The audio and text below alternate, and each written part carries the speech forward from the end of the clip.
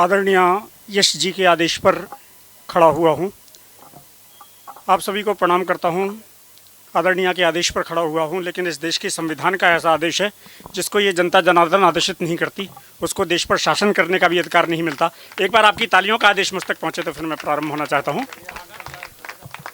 हालांकि इतनी तालियां मुझे लगता है कि ऐसे ही वोट राहुल गांधी जी को अमेठी में मिले थे, इसलिए वो सांसद नहीं बन पाए। अगर थोड़ी सी ढंकी बजा देंगे तो हाँ, लेकिन आप चिंता मत करें, कवि हमेशा सांसद होता है। मैंने कभी लिखा था कि कोई रंग ओढ़े कोई चेहरा पहने, सियासत बेचारी बेचारी रहेगी।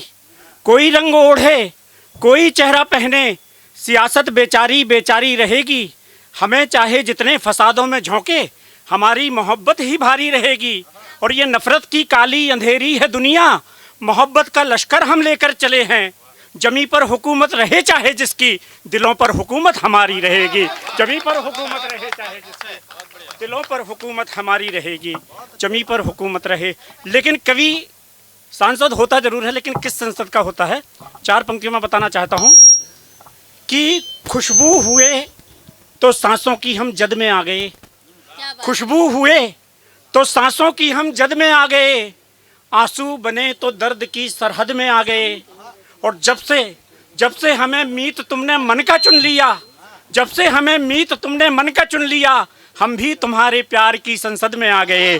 जब से हमें मीत तुमने मन का चुन लिया, हम भी तुम्हारे प्यार की संसद में आ गए। हम भी तुम्हारे प्यार की संसद में आ गए। और 4 पंक्तियां और सुनिएगा। कविता की महफिल है तो 4 पंक्तियां यूँ भी कहना चाहता हूँ कि मन विकारों से भरा है, शुद्ध भी कविता करेगी। मन विकारों से भरा है, शुद्ध भी कविता करेगी। चेतना को शुद्धता दे, बुद्ध भी कविता करेगी।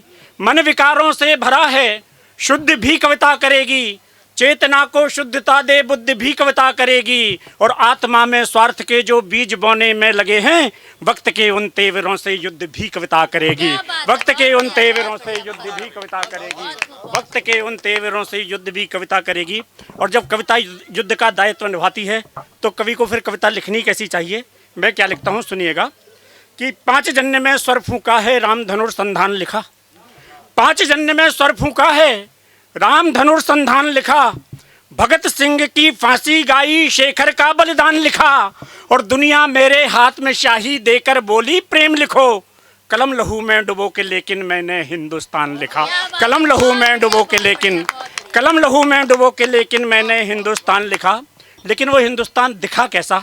4 पंक्तियों में ये भी सुनिएगा कि दीन धर्म ईमान बनाकर रखा है। दीन धर्म, डॉक्टर साहब सुनिएगा, कि दीन धर्म ईमान बनाकर रखा है। धड़कन को रमजान बनाकर रखा है। दीन धर्म ईमान बनाकर रखा है। धड़कन को रमजान बनाकर रखा है। हर मजहब को हमने इज्जत दी पंकज, दिल को हिंदुस्तान बनाकर रखा है। हर मजहब को हमने इज्जत दी पंकज, दिल को हिंदुस्तान बनाकर रखा है। दिल को हिंदुस्तान बनाकर रखा है।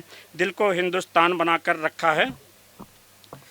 और क्यों बनाकर रखा है? 4 पंक्तियों में ये कारण भी सुनिए कि चुल्लू भर में डूब मरो या पानी पानी हो जाओ। चुल्लू भर में डूब मरो या पानी पानी हो जाओ। शेखर या अशफाक भगत की शौर्य कहानी हो जाओ। चुल्लू भर में डूब मरो या पानी पानी हो जाओ। शेखर या अशफाक भगत की शौर्य कहानी हो जाओ। और हिंदू मुस्लिम रहो तभी तक जब हो मंदिर मस्जिद में। हिंदू मुस्लिम रहो तभी तक जब हो मंदिर मस्जिद में। जो ही इनसे बाहर निकलो हिंदुस्तानी हो जाओ। जो ही इनसे बाहर निकलो, जो ही इनसे बाहर निकलो हिंदुस्तानी हो जाओ। जो ही इनसे बाहर निकलो हिंदुस्तानी हो जाओ। और हिंदुस्तानी क्यों हो जाओ? क्योंकि हिंदुस्तान की एक तासीर है। वो तासीर आप लोगों ने अगर महसूस की हो, नहीं महसूस की तो मैं 4 पंक्तियों में बताना चाहता हूँ कि हिंदुस्तान की एक तासीर है। हिंदुस्तान एक ऐसा देश है जहाँ यवन आए, जहाँ शक आए, जहाँ हूण आए, जहाँ कुषाण आए, जहाँ मुगल आए, जहाँ अंग्रेज आए, लेकिन इस देश की संस्कृति आज भी वैसे की वैसी खड़ी है। तब मैं कहना चाहता हूँ कि हैं जितने भी ये नफरत के पैगंबर लौट जाते हैं जितने भी, ये 4 पंक्तियों में मैंने ही हिंदुस्तान आपसे बात कर रहा है कि हैं जितने भी ये नफरत के पैगंबर लौट जाते हैं। मैं साहिल हूँ मुझे छूकर समंदर लौट जाते हैं जितने भी ये नफरत के पैगंबर लौट जाते हैं।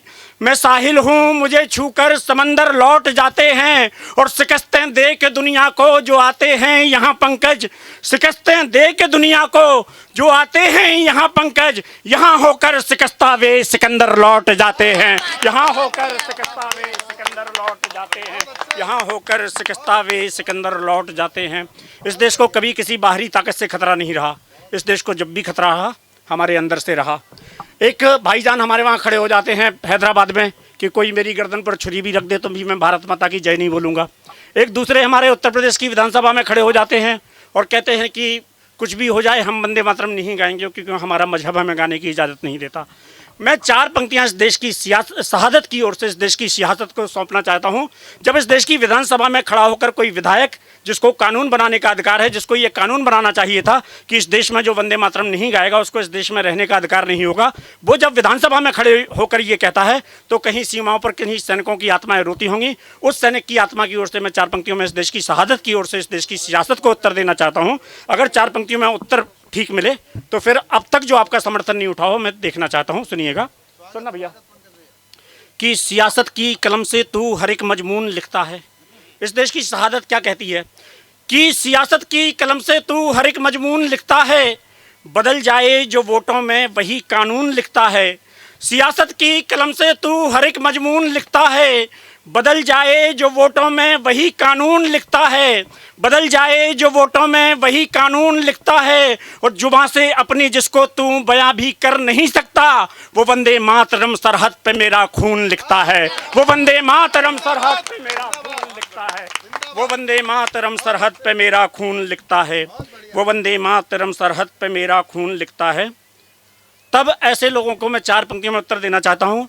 होली का अवसर है, होली के माध्यम से एक बहुत बारीक बात कहने की कोशिश की है, कहीं आपके मन तक पहुँचे तो फिर आपका समर्थन उठे। पंक्तियाँ मैं पढ़ता हूँ, सुनना भाई। कि मन को इतनी खुशियाँ देंगे हंसी ठिठोली कर देंगे, मन को इतनी खुशियाँ देंगे हंसी ठिठोली कर देंगे, इंद्रधनुष की तरह तुम्हारा बदन रंगोली कर देंगे, और तुम सेवइयों की घोल मिठासें हमको ईद बना देना, तुम सेवइयों की घोल मिठासें हमको ईद बना देना। हम खुशियों के रंग घोल कर तुमको होली कर देंगे, हम खुशियों के रंग घोल कर, हम खुशियों के रंग घोल कर तुमको होली कर देंगे।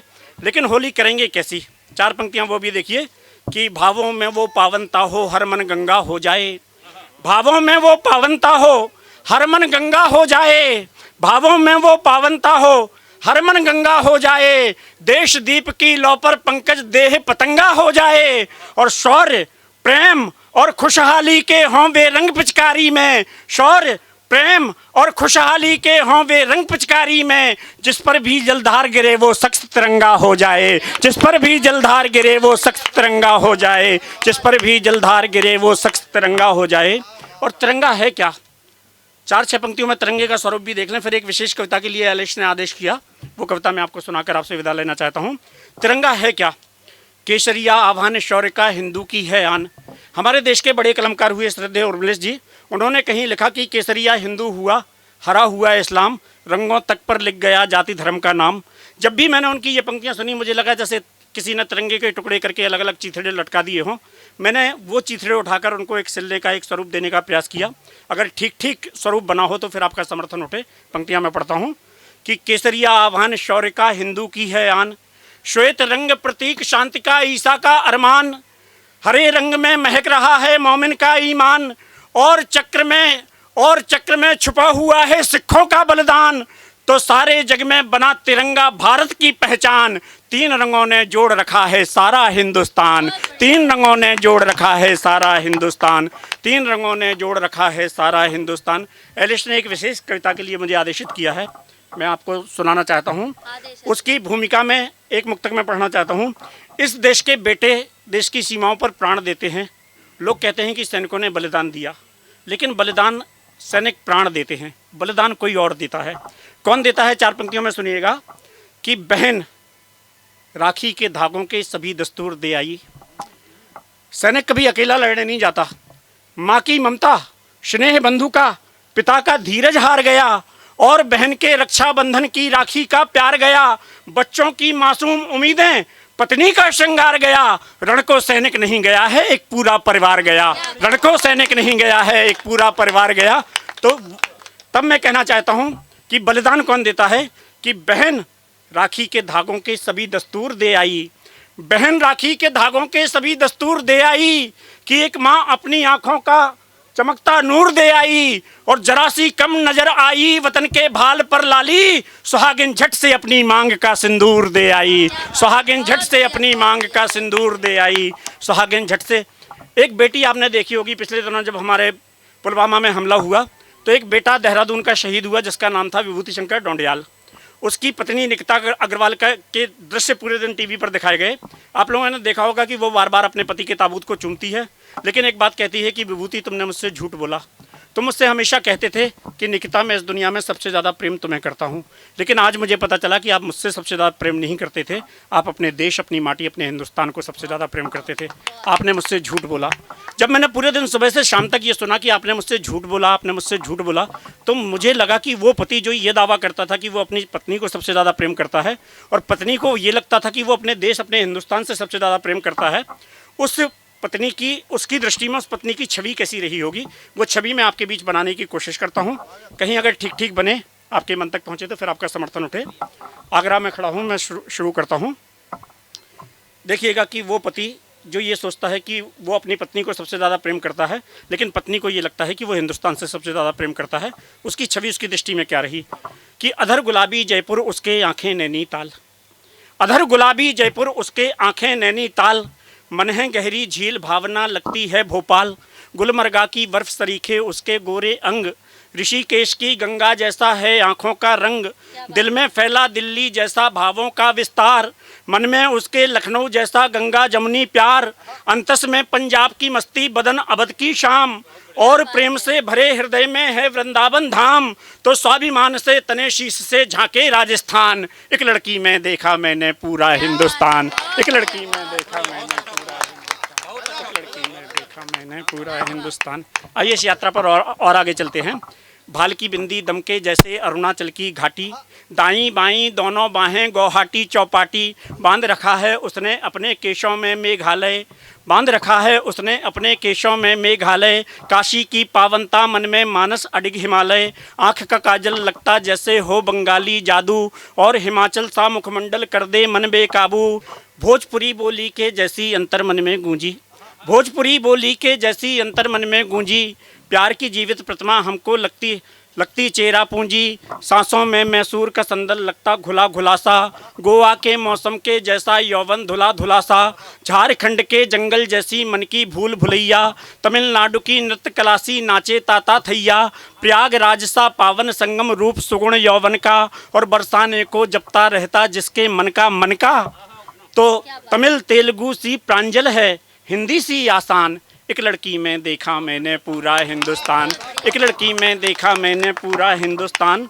और गीत का सबसे कोमल बंद जो मुझे सबसे ज़्यादा पसंद है, हमारी मातृशक्ति यहाँ बैठी, शायद आपको भी अच्छा लगे, कि लगे फिरोजाबाद कलाई चूड़ी खन खन खन के, लगे फिरोजाबाद कलाई चूड़ी खन खन खन के, पहन बरेली बाला झुमका इतराती बन ठनके, चोली में चित्तौड़ झलकता लहंगा झाला वाड़ी, और चंदेरी इतराता है जब वो पहने साड़ी, पश्मीना की शॉल को ओढ़े कली लगे कश्मीरी, पटियाला के शूट में लगती है रांझा की हीरी, माथे की टुकली पर दमके हीरा पन्ना वाला, और कंठ में कर्नाटक के गजमोती की माला, तो रखी संजो कर नाक की नथनी ने मेवाड़ी शान, एक लड़की में देखा मैंने पूरा हिंदुस्तान, एक लड़की में देखा मैंने पूरा हिंदुस्तान। और गीत का आखिरी बंद आपको समर्पित करके आपसे विदा लेना चाहता हूँ। पीछे जो भी भाई लोग बैठे हैं, अगर कॉलेज वाले का कोई चेहरा आपकी दृष्टि में भी झलक रहा हो तो उसके सम्मान में आप लोग तालियां बजा सकते हैं। मैं पंक्तियां पढ़ता हूँ कि जम्मू से दक्षिण तक जिसकी संगत गीत गजल सी, जम्मू से दक्षिण तक जिसकी संगत गीत गजल सी, प्यार की जीवित प्रतिमा हमको लगती ताजमहल सी, बिंब अजंता का निकला ज्यों अपना रूप समेटे, या खजुराहो की मूरत निकले झीने वसन लपेटे, और लचकती कमर की जैसे यमुना की जलधारा, और लचकती कमर की जैसे यमुना की जलधारा, उसके भोले रूप से पंकज रूप रति का हारा, तो पलक झुकाकर लाज से उसका मंद मंद मुस्काना, और लजाकर आकर मेरे गीतों में ढल जाना, तो घनानंद का छंद कहूँ या गालिब का दीवान, एक लड़की में देखा मैंने पूरा हिंदुस्तान।